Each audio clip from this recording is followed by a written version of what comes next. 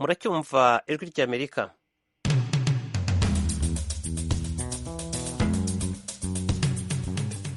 radiyo ijwi ry'Amerika bikana Washington DC mu kirundi mu kinyarwanda. Inshuti zacu muriwe neza, hano i Washington DC muri kumwe na Etienne Karekezi, mutwumvira kuri metero 19 mu Rwanda, naho mu Burundi ni kuri metero 22 na metero 19, mu Rwanda ho ni kuri FM 104.3, kuri interinete no ku mbuga zitandukanye mwadusanga kuri www.akadomo radiyo yacu voa.com.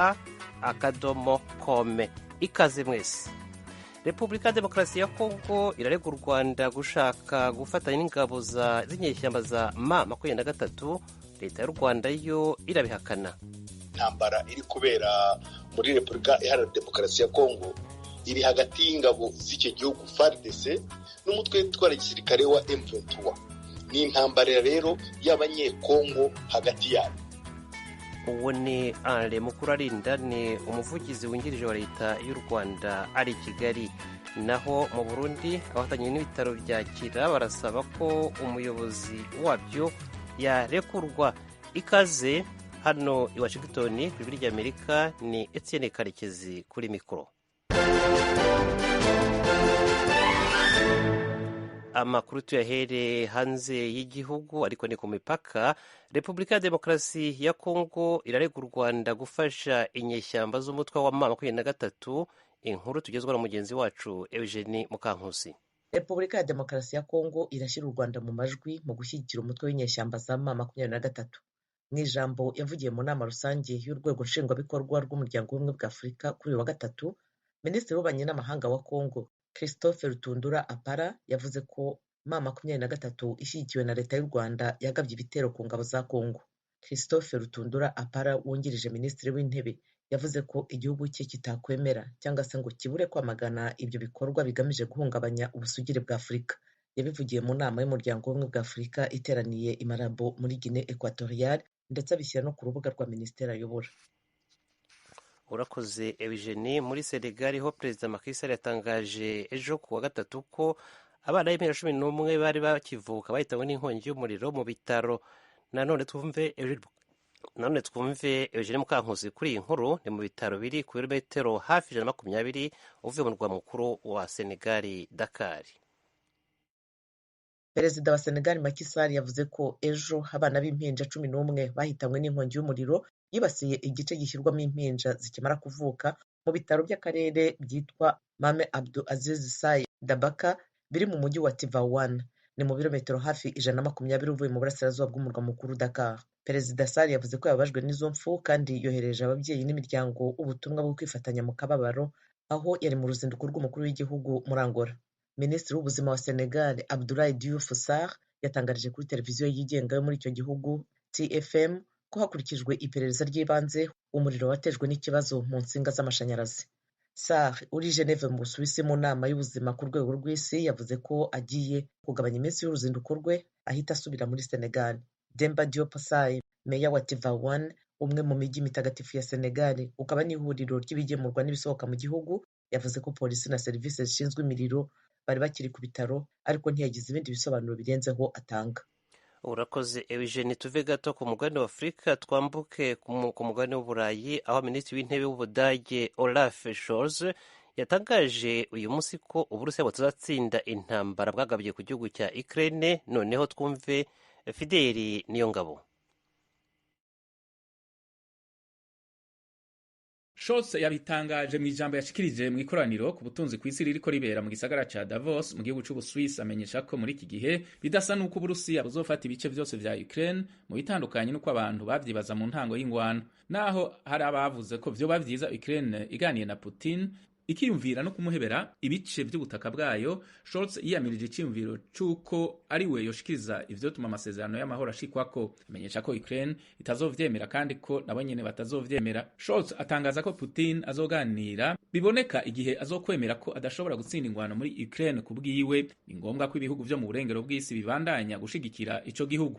Yatangaje ko Ubudagi buzohagarika kugura ibitoro biturutse mu Burusiya mu mpera z'uyu mwaka, bwongereye bugabanye ukuzera kwabwo ku mwuka uvuye muri ico gihugu. Yamara ntaco Scholz yavuze ku bisabwa na Ukraine vyerekeye kwirungikira ibindi bigwanisho bikomakomeye. Ivyo naho umushikiranganji ajejwe imigenderanire wa Ukraine Dmytro Kuleba yabisavye ku mugaragaro mu nama y'i Davos ku munsi wa gatatu. radiyo ijwi ry'Amerika ivuye Washington DC mu Kirundi no mu Kinyarwanda, turi no kuri YouTube na Facebook ndetse na Instagram kuri VOA radiyo yacu. Noneho umwanya w'amakuru y'akarere k'ibiyaga bigari ka Afurika.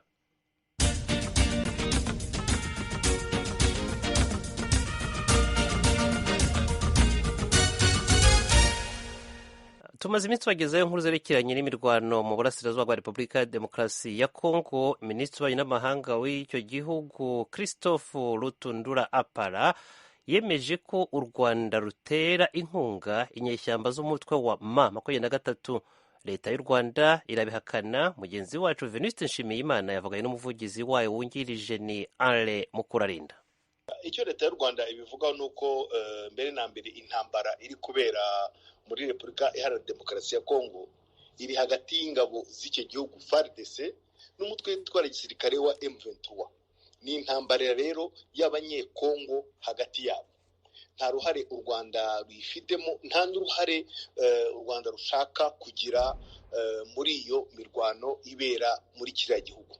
Uruhare rundi ahubwo twagira turaza kuruvugaho, gusa ahubwo icyo twahera nuko ahubwo Minisitiri w'ububanyi n'amahanga wa Repubulika Iharanira Demokarasi ya Kongo yagombye gusobanura impamvu ingabo z'igihugu cya FARDC akenshi zinarwanye zifatanyije na FDLR cyangwa se n'abahungiye mu Rwanda interahamwe bajya bafatanya, bakaba bararashe ku butaka bw'u Rwanda tariki ya 19 z'ukwa gatatu 2022 n'ejo bundi tariki ya 23 z'ukwa gatanu 2022. Ibyo ngibyo nibyo yagabanje kubanza gusobanura aho kwihutira kuvuga ngo u Rwanda rufite uruhare urwo ari rwo rwose muri iriya ntambara. Kandi u Rwanda nk'igihugu cyarashweho gifite uburenganzira ndetse n'ububasha bwo kuba narwo rwasubiza rukarasa, ariko ntabwo rwabikoze kuko icyo rugamije ni gufatanya n'ibindi bihugu hano mu karere mu gushakira igisubizo gifatika kirambye cy'umutekano muri kano karere ukomeje rimwe na rimwe kuba wahungabana. Ariko se Bwanare Mukurarinda, kubona ingabo za Repubulika ya Demokarasi ya Kongo zirasa uburi kabiri ku butaka bw'u Rwanda, hakagira abaturage bakomereka ndetse n'imwe mu mitungo yabo, amazu yabo agasenyuka, n'ibyo batunze bikangirika, u Rwanda ruzategereza kugeza ryari kugira ngo rubone ibisobanuro bihagije? Icyo ni kimwe kuri iyo myitwarire y'u Rwanda cyane agombye kwerekana yuko ibivugwa nta shingiro bifite, kuko niba koko u Rwanda rwari rufitemo uruhare, niba u Rwanda rwari rushyigikiye uwo mutwe bakarurasaho rimwe kabiri, rwaba rubonye impamvu, rwaba rubonye imbarutso yo guhita rwinjira mu mirwano. Ntago rero u Rwanda rubikora kubera yuko hari mekanisme cyangwa se urwego rwashyizweho mu gukemura ibibazo nk'ibyo ngibyo. Iyo mekanisme cyangwa ubwo buryo cyangwa urwo rwego ruhuriyeho u Rwanda rurihuriyeho na Repubulika Iharanira Demokarasi ya Kongo. U Rwanda rero ruhitamo gukoresha ubwo buryo, gukoresha mekanisme, rukabaza ibyo bibazo, rukavuga ati muri iyo mekanisme duhuriyemo kuki murimo murasa ku butaka bw'u Rwanda. Rutegereje ibisubizo kuko rugomba kuzabona ibisobanuro, nicyo ubwo buryo bwashyiriweho. Ntabwo rero nta mpamvu yo guhita u Rwanda rwihutira kurasa cyangwa kujya mu mirwano, kandi hari uburyo abantu bicara bakaganira kugira ngo barebe ko ibibazo byabonerwa ibisubizo.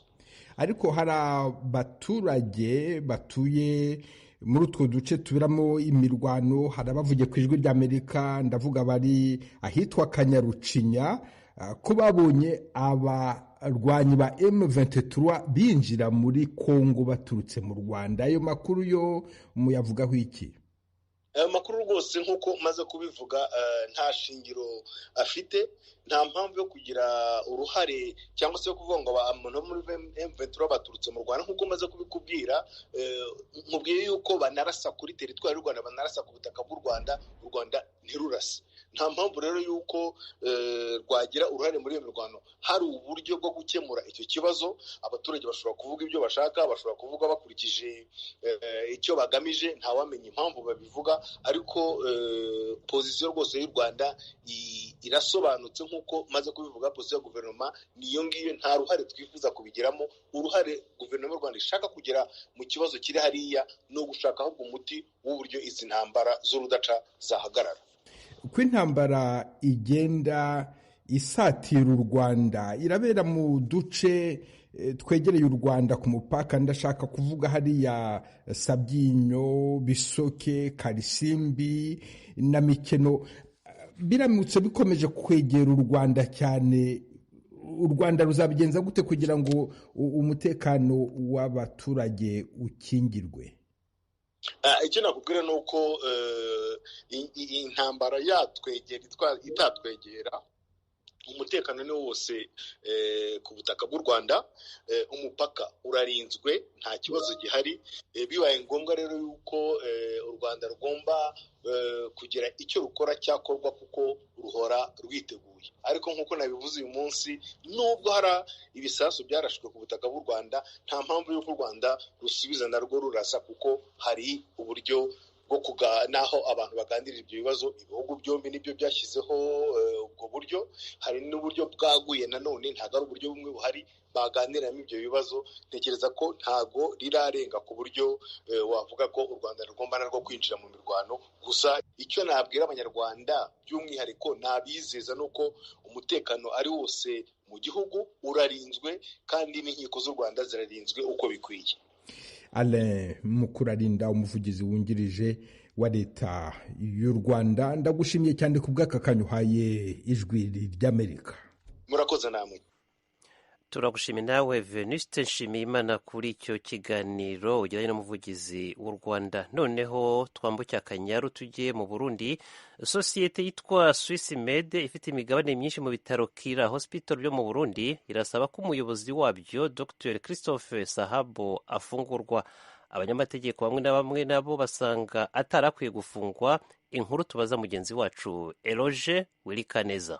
Umushingwamanza wa muganga Christophe Sahabo hamwe n'ishirahamwe Swiss Med International bariyamiriza ifungwa ry'uwahoze ari umuyobozi w'ibitaro Kira Hospital hamwe n'iyemezwa ry'ingingo zifatwa n'urwego nshingwantwaro rw'ubu kuri ivyo bitaro vy'akarorero mu Burundi. Mu itangazo ryarungikiwe umuyobozi mfatakibanza wa Kira Hospital n'utwara urwego nshingwantwaro, Ijwi ry'Amerika rifitiye kopi, umushingwamanza Serge Ruvine avuga ko ifungwa ryiwe ryakozwe ata amategeko akurikijwe kandi hatabaye kumviriza afise ico bavuga muri iyo dosiye yakurikiranwa ko bose. Ivyo bigaca bigaragaza ku bw'uwo mushingwamanza ihonyangwa ry'ingingo ivuga ko umuntu wese ataracirwa urubanza afatwa nk'umwere. Mu ikete ryiwe yongera ko ati umufungwa wese ategerezwa kugira ubwo burenganzira. Maître Ruvine asabire kurwa ry'uwaburanira n'iyubahirizwa ry'uburenganzira bw'urubanza rudahengamye umunyagihugu wese afitiye uburenganzira hatarabwe icaha yoba yikekwako canke ikindi kintu cose. Ku itariki ya 2 ukwezi kwa 4 guheze yarayahagaritswe n'iperereza, muganga Sahabo yahoze atwara ibitaro Kira Hospital yanditse ikete ryo gutanga imihoho mu mabanga yiwe avuga ko bitewe n'impamvu ziwe bwite atashimye gusigura. Umwunganira mu mategeko yemeza ko iryo tanga ry'imihoho ryakozwe ku gahato kandi ko yateye umukono kuri urwo rwandiko ku gisure. Icongewe ko Maître Kuvinatomora muri iryo kete ko umunyamutahe mukuru aserukira iryo shirahamwe Swiss Med International yiyamiriza kandi yemezwa ry'ingingo zifatwa kuva ku wa mbere ukwezi kwa 4 2022 umunyamutahe mukuru atagishijwe inama. Ifungwa n'ihagarikwa rya Christophe Sahabo Perezida Evariste Ndayishimiye yabigarutse ko misi heze mu kiganiro ciwe ca mbere yahaye abamenyesha makuru. Umukuru w'igihugu c'u Burundi yemeje ko azivyerekeye iyo dosiye kandi ko nawe yaje kumushikiza amanza yakurungika mu gasho muganga. Umviriza Perezida Ndayishimiye uko abisigura. Ngirango n'igituma batanguye kumvuga cyane ku bya Dr Christophe, ngirango kubera ngirango ntaramuvugira azi yuko abantu bose namambaza uyu afungiwe iki mbarira ingenge mupfunze niyihe mugabo bayambwiye yuko byose ingene bimeze nkumva najiyomba procureur byari kugenda uko nyene nkumva se ngo tabara nta kundi se mba nabigize nanje urumva nagira utwanyete twanje nkaraba amurabesha uyu muntu ntibifashe bagiye rero usanga bariko bamvuga bavuze ngo afunzwe ngo naje kama wanje ego nivyo ko jewe navuze ntegereza kubona amahera ya leta yari hose je niko ndavuga ntegereza kubona umutahe wa leta kugira tumenye inyungu tuzotwara uwo mutahe wa leta uterekanywe neza uko utegerezwa kuyungukira. Perezida Ndayishimiye aravuga uko ungana n'urugero amashirahamwe yegukira leta yashize imitahe muri Kira Hospital uko rungana. Wewe ibaza ahantu Burundi yarangiye zifise imiliyaridi 3 soka burya ngo zarenga 7 inesesi zifise amahera nayo nyene miliyoni zitari munsi ya 5 Kamebu ONP bose bafise amahera ku buryo ushobora gusanga leta ari yifise umutahe munini kuko hariho enquete prive yabaye baravuga bati turavye umutahe wa leta wobungana na 70%.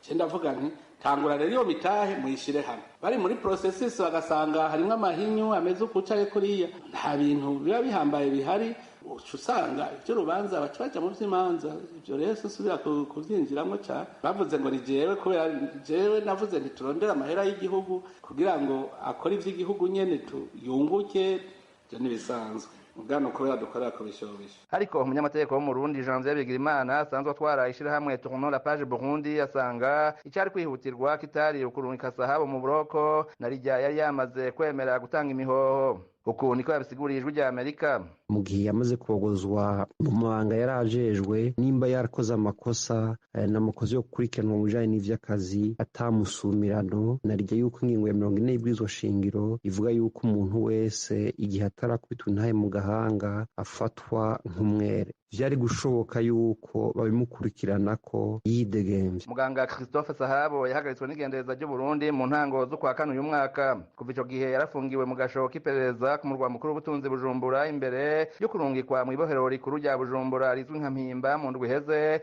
nk'uko amakuru ava mu muryango wiwe avyemeza. Uwo muganga wo mu Burundi niwe yakoze umugambi w'ibitaro vy'akarorero ka mbere mu Burundi vyuguruwe mu 2015 mu kwa gatatu. Ivyo bitaro vyitiriwe Kira Hospital abanyamitahe bakuru bavyo n'abaturuka mu gihugu c'Ubuswisi bikaba vyubatswe ku mamiliyaridi 28 y'amarundi hafi miliyoni 14 z'amadolari y'abanyamerika. Umufaransa Jean David Pirot yarajejwe urwego nshingwantwaro rw'ivyo bitaro yari hagarikiwe umunsi umwe na Sahabo yaciye arekurwa bukeye. Ubu urwo rwego ruramutswa Charles Ndagijimana umuyobozi mukuru wa Sokabu ishirahamwe rya mbere rikuru mu Burundi ryo kwitekaniza kazoza leta ifisemo imitahe myinshi. Umugabo hazwi cyane mu mwaka wa 2015 igihe yatwara sentare yubahiza ubwizwa nshingiro agafata ingingo yo kwemeza ku kindi kiringo canya kwigendera Perezida Pierre Nkurunziza atamategeko gihonyanga mu gihe bamwe mu bo bakorana bari bahunze bavuga ko batokwemeza ko ico kiringo cateye impari kibaho bagaha ukuri abagwanya umugambwe CNDD-FDD uri ku butegetsi bari baciyamirije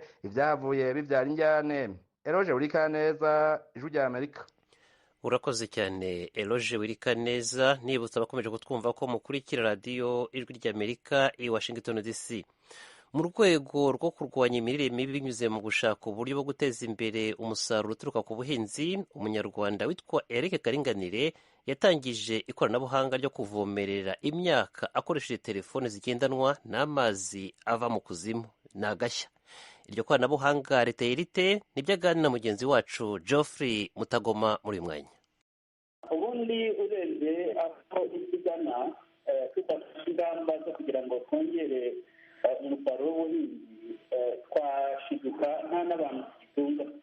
Niyo mpamvu rero by'umwihariko ninjiye mu bushakashatsi cyangwa mu bumenyi bwo kumenya uburyo abantu bakongera umusaruro w'ubuhinzi ariko dukoresheje umutungo kamere utandukanye. Ni ibintu rero bigitangira ndetse mu matwi y'abantu benshi ibibazo byiza ko umuntu akoresha amazi yo mu butaka bayareba ariko ubundi arahari. Hanyuma rero wenda ninjiye mu w'ikiganiro ngenda umuyobozi wa kampani Kagera GTC Limited ikaba ikora gahunda yo kuhira dukoresheje amazi yo munsi y'ubutaka tukanakoresha smartphone. Hanyuma smartphone rero wenda kuri smartphone intego isi ifite ko nko mu Rwanda hari gahunda ya Connect Rwanda aho buri rugo rugomba kugira smartphone. Rero twinjiye kuri gahunda ya smartphone rero ni urugo rugira smartphone ariko runayigire ikuhi. Niyo mpamvu rero twashyizeho gahunda yo kuhira dukoresheje amazi yo mu butaka. Rero noneho tukiri aho ngaho abantu barumva ko ari ukuhira ukoresheje telefone ukoresheje amazi yo munsi y'ubutaka ariko bigenda bite ibyo bintu ko nta mahuriro bifite? Ubihuza ute? Telefone ijya kuvoma mu kuzimite nk'umuntu uteze amatwi ikiganiro muri Sanga wabasha kubimunyuriramo muri make? Mbere na mbere ku bakiriya dufite kuko ni ugukwirakwiza amazi yo munsi y'ubutaka ariko byo kuhira bakoresheje smartphone. Mbere na mbere dufitanye amasezerano n'uruganda rwa wenda mpereye ku umukiriya wacu kugira ngo tumubone n'uburyo abona ayo mazi n'uburyo yuhira akoresheje telefone.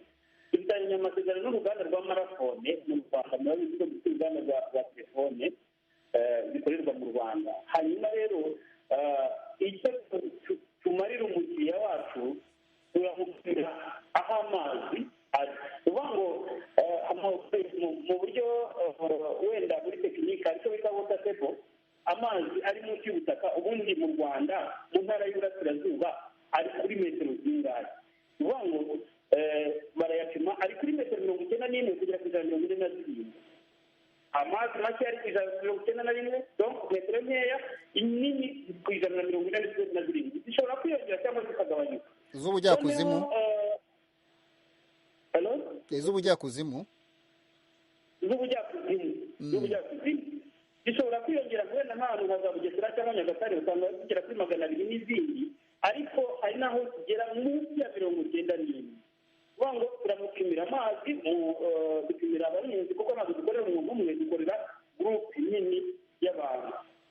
Ni ukuvuga ngo abahinzi bibumbiye hamwe nko muri gahunda ya consultation. Noneho twamara gupima amazi tukayacukura tugashyiramo pompe, noneho tugahuza y'amazi na application yo kuhira dufite. None iyo mupima ya telefone ikoreshwa mu kuhira. Uvuga ngo rero icyo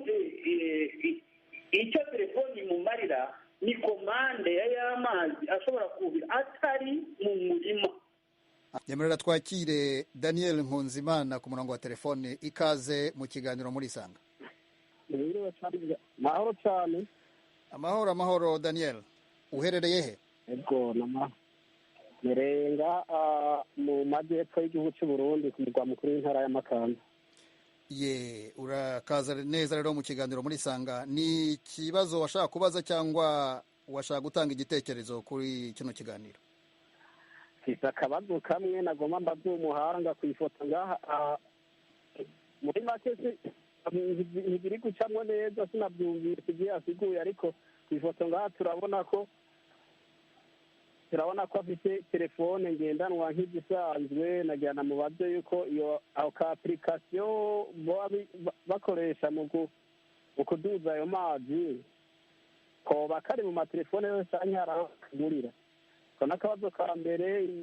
Akandi kabazo nagomba kumubaza yuko ubu buhinga hariho urubuga ngurukanabumenyi twobutsangaho kugira ngo natwe twirahurire twivomere ubuhinga tuzohe tubukoresha na nyabujya mu nmengo. Ni ubuhinga bugezweho kandi bwoba bwiza bwogabanya n'uburyo kandi bukagwiza n'umusaruro mu burimyi. Ni utwo tubazo twanjye turakoze. Bwana Karinganire rero Daniel Nkunzimana ati ese ako ka application kaba mu matelefone yose, nakongera ngo ibibazo wabyumvaga, ariko utaramusubiza nyemerera twakire na Egide Nkuringoma kugira ngo ibibazo byabo bambwiye ku buhanga bw'ibyuma ko Egide yavuye ku murongo. Reka nkureke ukomeze usumize Daniel Nkunzimana. Bwana Karinganire uranyumva? Ndakumva, ariko ikibazo cya kabiri ntabwo nacyumvishe. Daniel, ikibazo cya kabiri cyawe kimusubiriremo. Ikibazo cya kabiri? Yego. Ikibazo cya kabiri nabajije ko yo turangira urubuga dushobora gukurako, dushaka kurahurako ubwo buhinga.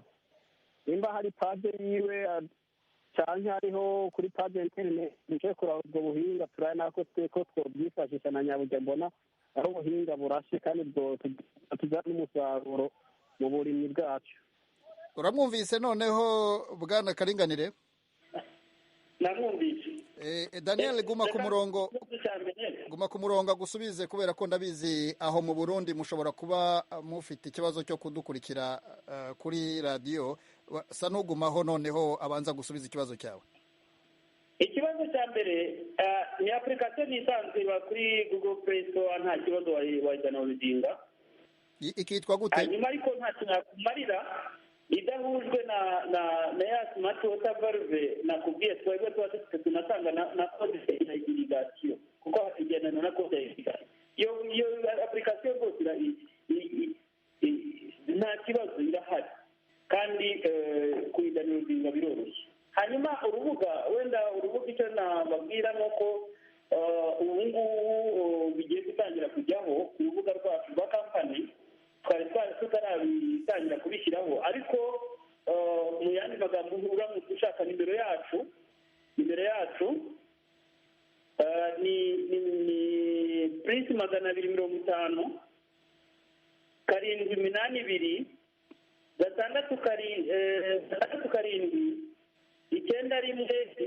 9 iyo ni nimero yanjye ya telefone. Wanyandikira kuri WhatsApp rwose tukavugana information yose ushaka ukayibona, kuko nta kwibanga ibintu.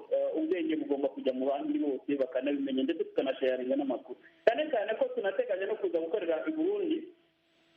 Muramutse mutwemereye muduhaye karibu, turi tayari rwose kuza guhera mu kwezi kwa mbere. Ndumva namusubije nyakubahwa. Daniel, rero urumvise ibisubizo by'ibibazo byawe? Ego nabyumvise. Nambye kuri Facebook namusanga kuri icyo zina rya Karinganire Eric.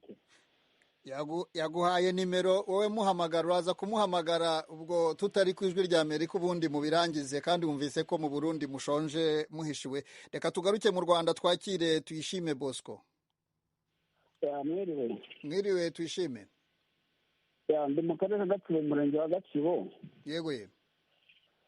Hari icyiciro nabigize kuri Eric. Komeza turakumva. Nabonye na system ari gukoresha mu buryo bwo kuhira akoresheje telefone, ndetse no kuntu afata amazi yo hasi. Ndavuga mise nta kuntu wenda, kuko umuntu agenda asaza yakora biriya bintu, nta atabyigisha abandi bantu mu karere ka Gatsibo, wenda tukazaza ukuntu twazahura nk'urubyiruko, wenda tukigurira umushinga wiwe, kuko hari ikibazo cy'iki gihe cyo guhana nk'iki gihe imvura imyaka yose ipfuye itabonye imvura. So natwe akadufasha, cyari icyifuzo ku ruhande rwe, yaza kutubwira nimba byazashoboka, tukazara ukuntu twazashaka buryo ki wenda twakwikora turi umudugudu umwe, akabitwigisha wenda natwe bakaza kutureberaho. Wabyumvise bwana Karinganire? Nabyumvise, ariko nabonye ukiri umusore ubanza utarasaza. Reka wenda musubize. Gatsibo dufitanye amasezerano n'imikoranire ko tugiye gutangira kuhakorera nk'igice cya Nyagihanga na Ngarama, umurenge wa Muhura, umurenge wa Gitoki, umurenge wa Bimbogo n'umurenge wa Remera. Niyo mirenge tugiye gutangiriramo. Hanyuma rero kubigisha rwose nta kibazo kirimo, nta nubwo binagoye.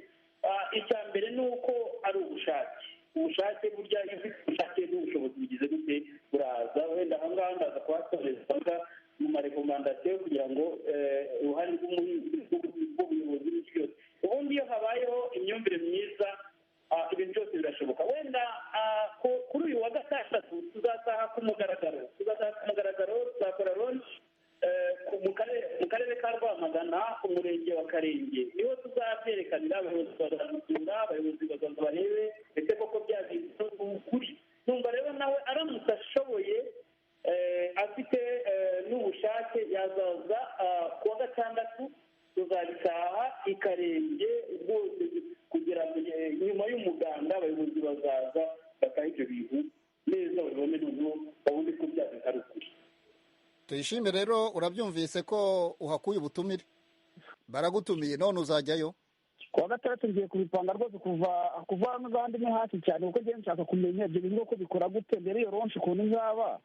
Noneho hari imirenge mbwiye yegeranye n'umurenge ndimo, bizamfasha icyo gihe naza guhugura cyangwa se kwigisha, ko nanjye nzaba mfiteho nosiyo yo kurusha abataragiye kureba uko bimeze. Barakoze abo umutumire n'abatelefonnye kuri iki kiganiro kijyanye n'iyi telefone ifasha kuva kubona amazi yo kuhira. Mugenzi wacu Geoffrey Mutagoma nawe yo kiganiro turamushimiye. Inshuti zacu y'amakuru naha ahumurije, mbashimiye mwese ko mwakurikiranye mwese kandi mugire umugoroba mwiza, mbibutsa ko ejo kuwa gatanu muzakurikirana irushanwa rya BAL Basketball Africa League, aho ikipe yo muri Angola Petro